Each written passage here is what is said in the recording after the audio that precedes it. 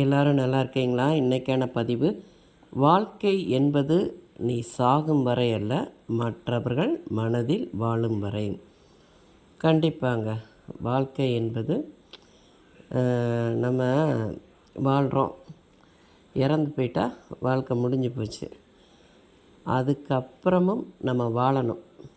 எப்படின்னா, அடுத்தவர்களுடைய மனசில் நம்ம நிறைஞ்சிருக்கணும். பார்த்துக்கோங்க.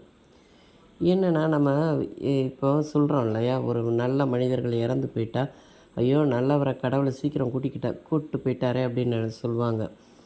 அந்த அளவுக்கு நம்ம இந்த உலகத்திலேயே இல்லைன்னா கூட நம்மளை அவங்க நல்லவர்கள்னு ஒரு பேர் எடுக்கணும். பார்த்துக்கோங்க.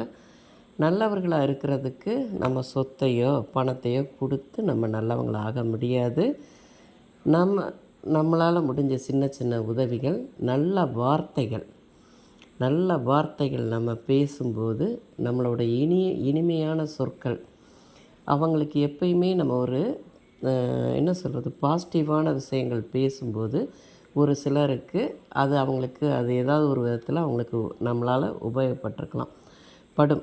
அதனால் நம்ம அந்த உலகத்தில் வாழ்கிற வரைக்கும் எப்பயுமே நல்ல விஷயங்களை பேசணும், நல்ல எண்ணங்களை உருவாக்கிக்கிடணும், நல்ல சொற்களை பேசணும். பார்த்துக்கோங்க.